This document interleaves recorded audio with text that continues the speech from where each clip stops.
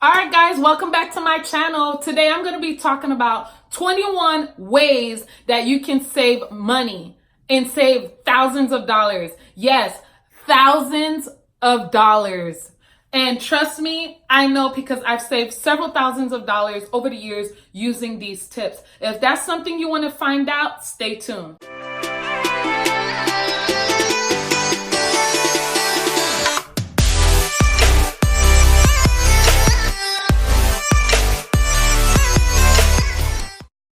Guys, if you're not already subscribed, be sure to subscribe, hit the notification bell, and make sure that you share my videos if you find these tips helpful.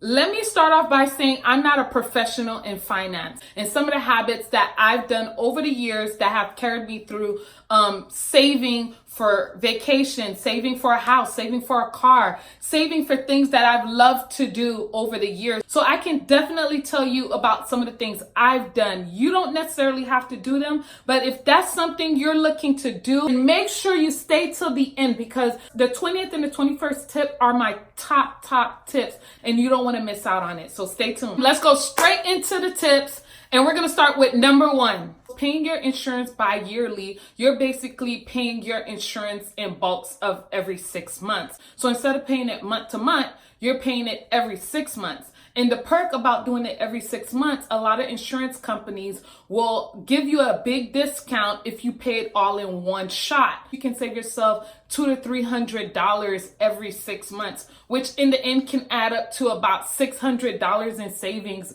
every single year.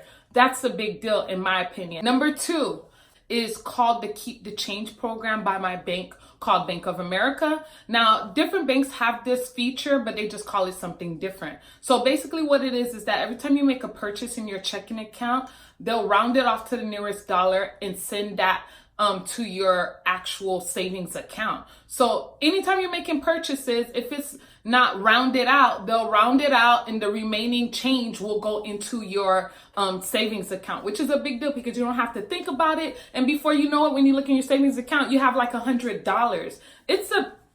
That's a big thing. Who doesn't want to save money when they're not even thinking about it? It's automatic. It's definitely something to help build up your savings account if you are starting out in the savings realm. The third way that I have saved money over the years has definitely been doing your own nails. I know a lot of people are going to disagree with me, but I know that some people like to pamper themselves and just get it done for them. And trust me, I can totally agree. I like to get it done for me as well. But I'm telling you, a lot of people can save themselves hundreds, if not thousands of dollars doing their own manicure, pedicure, and their own nails if they did it themselves. Because if you do your nails twice a month and you're getting gel polish done, which can cost you about $25 to $30, and you're getting a pedicure done, which can cost you about $25, $30, this can cost you $55 to about $60 every single month. Times two, because you're getting it done twice a month. So that's a good chunk of money that you're giving away twice a month. And then when you multiply that to 12 times in a year, that's a lot of money. And guess what? There's several kits out there that I've used myself that you can do your own gel polish. Definitely done the gel polish over the years. And I've actually had my gel polish kit for I would say maybe about the past 5 years. I've been using the same gel polish kit. I might just add like a few different colors, gel polish colors, but for the most part, it's the same kit with the lamp and everything. And I save myself a lot of money. Now, of course, from time to time, if there's like a special event or a wedding or something like that, I might go get it done professionally. Or you can also just not do your nails at all and just only keep them bare and just do a few cuticle cleaning and keeping your nails trimmed and keeping it clean with no polish. That can save you lots of money as well. Since we're talking about nails, I can't forget number 4. The fourth way I've saved several hundreds and thousands of dollars over the years is doing my own hair. Yes, I do my own hair. And I know some people say, well, I don't know how to do hair. Guess what? You have all kinds of tools out there where you can learn to do it yourself if you really want to save some money. You can go on YouTube. You can take courses. There's all kinds of programs out there giving you tips and teaching you how to do basic hairstyles. Now, ladies, you know hair can be really expensive, especially if you wear extensions like myself. You can spend upwards to about $200 just on extensions. That's not even having someone professionally apply those extensions to your own hair. So if you have someone apply those extensions for you, guess what? That can cost you another $100, $200 depending what you're getting done, which can really add up quickly. And if you're the type that likes to get your hair done twice a month, that's a lot of money. Matter of fact, I know there's some people out there who get their hair done once every week professionally. That's hundreds and thousands of dollars. They do not say that the hair industry is a big industry for no reason. There's a reason. There's consumers out there consuming into this industry. Now, if you want to make sure you're not trapped in that industry and always going broke because of it, definitely consider saving money by doing your own hair. Know what's your trigger spending habits. If you know what triggers your spending, then you can definitely work around it or avoid it so that you can make sure you don't go down the road of spending money you don't necessarily need to spend. If you know you have a habit of going to the mall when you're super bored, but it always leads to you buying a new outfit, new shoes, things you don't really need, you might want to consider avoiding going to the mall when you're bored. The sixth way I would suggest you guys save money is using this feature with your bank. With Bank of America, they have this feature where you can block online transfers from your savings account. So the way it goes is that if you wanted to transfer money out of your savings account online, you would have to actually go into the bank to make that transfer, or you would have to actually call the bank and have them make that transfer for you. Now, the reason why I say this saves me money, because sometimes we might make an impulse buy that can be very costly. If you wanted to get a new TV and then you just saw this TV and you're like, whoa, I really want this TV. It's state of the art. It looks really nice. And it costs about $2,000 and you have $2,000 sitting in your savings account. It's very easy that, you know what, I'm just going to buy it. I'm going to make this impulse buy and I'm going to transfer the money right out my savings into my checking so I can make that money available to me so that I can make that purchase. But what I've noticed over the years is that when I have to actually go through the process of transferring the money from my savings to my checking by going to the bank or actually calling the bank to make the transfer, it gave me more than enough time to realize, wait, do I really need this TV? Is it worth the hassle? And guess what?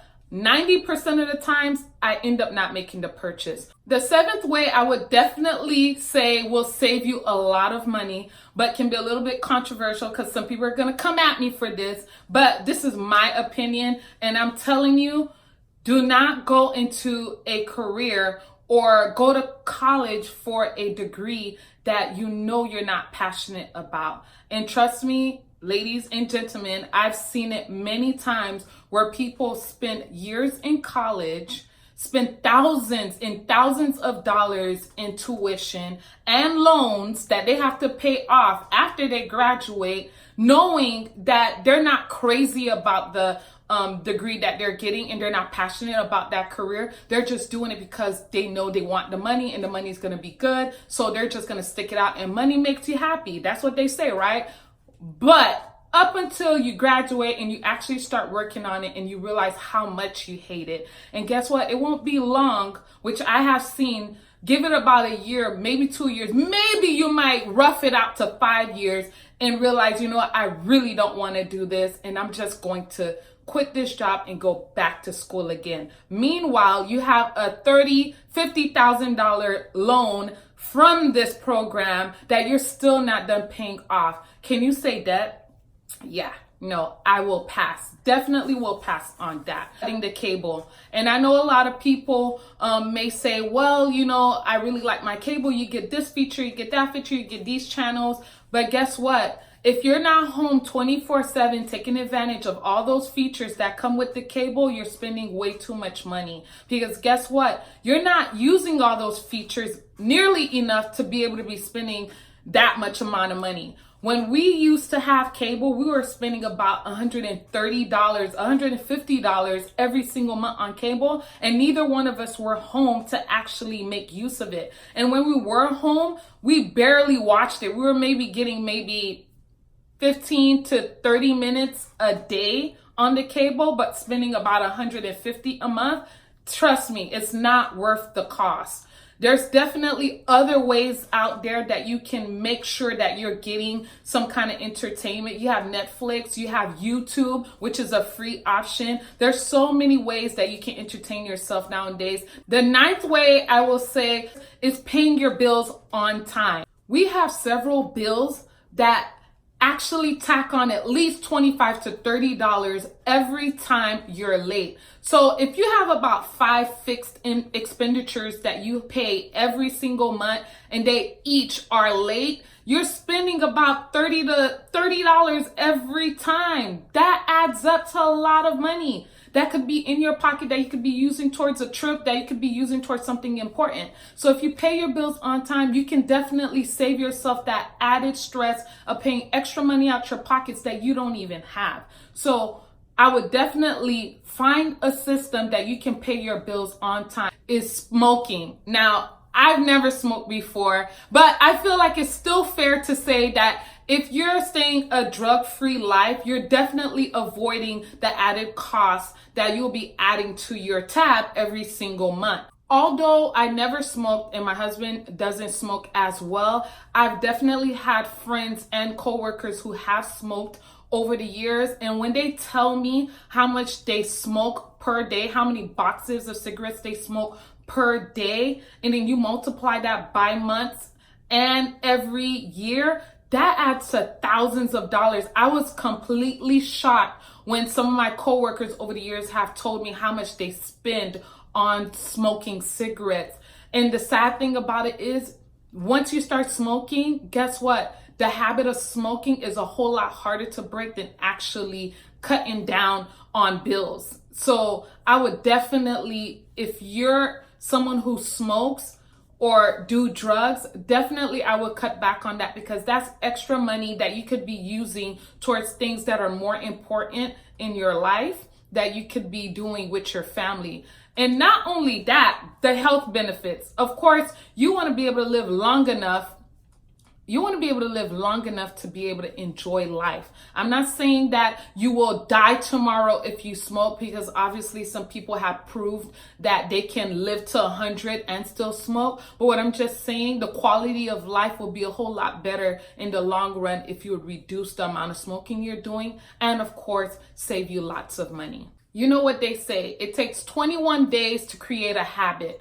So definitely, if you're going to try any of these tips or any other savings tips, definitely make sure you try to stick it out for at least 21 to 30 days to create a habit. And then from there, by then, it'll just come to you like second nature. And trust me, once you start seeing your account start stacking up, it's going to be hard to just tap into it just for the heck of it.